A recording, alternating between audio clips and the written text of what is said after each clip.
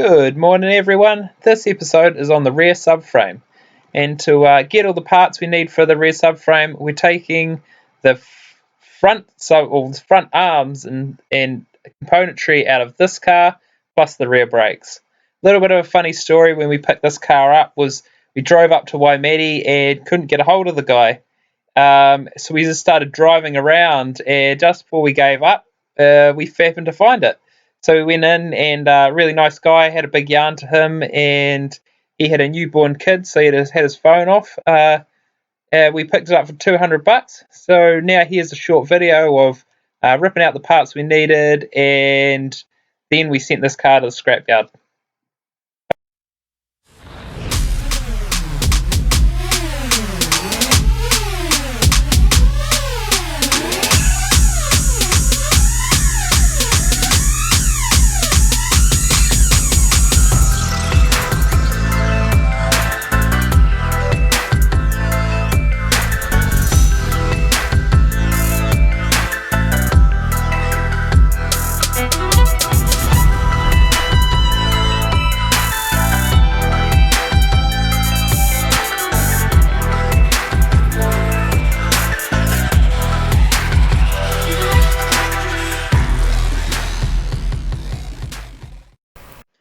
Here we have the design of the rear subframe of my car.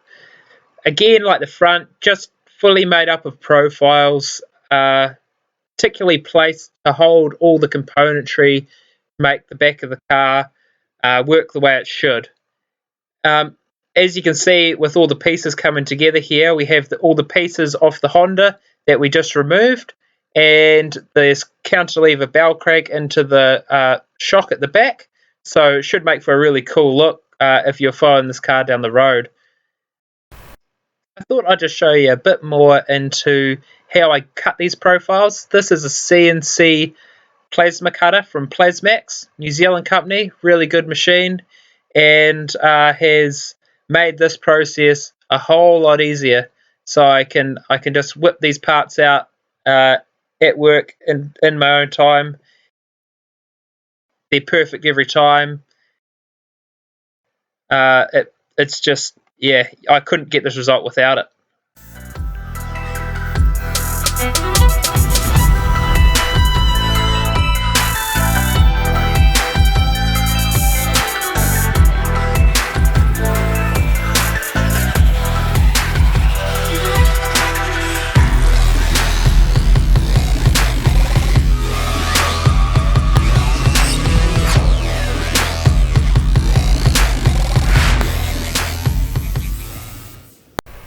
I was also lucky enough to bend these parts before quarantine, so I was able to do it at work. So for the thicker stuff, I was able to use the brake press and get some parts like this.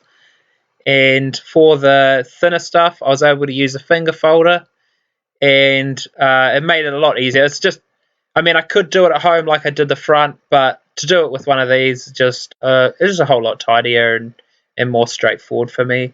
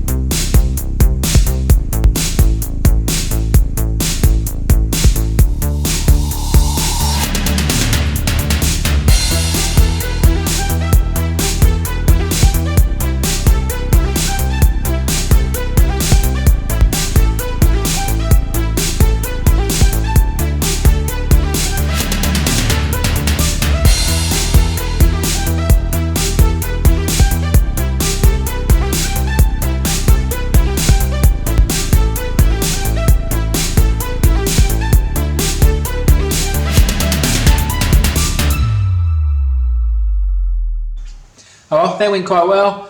The second one came together a lot quicker than the first one. I'll bring in for a closer look here on, I guess I just knew a bit more about where bits had to be and what angles and stuff.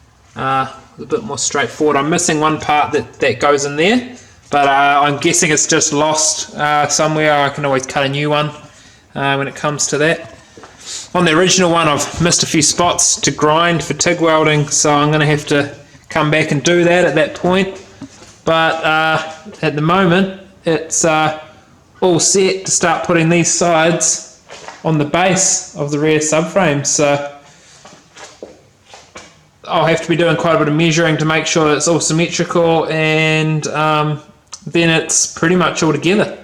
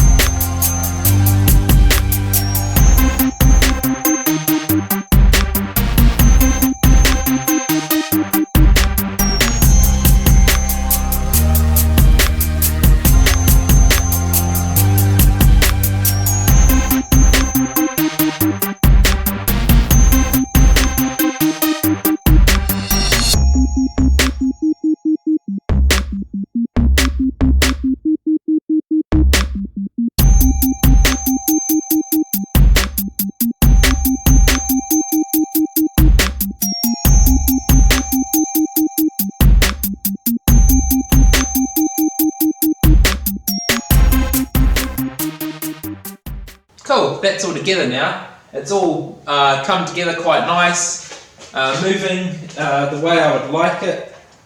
The geometry's all right, and it's looking pretty sharp. So I've got to as far as I can with the rear subframe. I need to machine some parts for in here and a heim joint for the tie rod, and I can't do that until after quarantine. So the good thing is though, I can now start connecting the front and rear subframe together with all the space rate, all the tube work.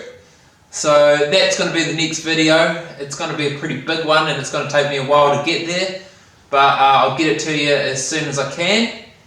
And yeah, thanks for watching. Please subscribe and like to keep me motivated to keep getting more videos up.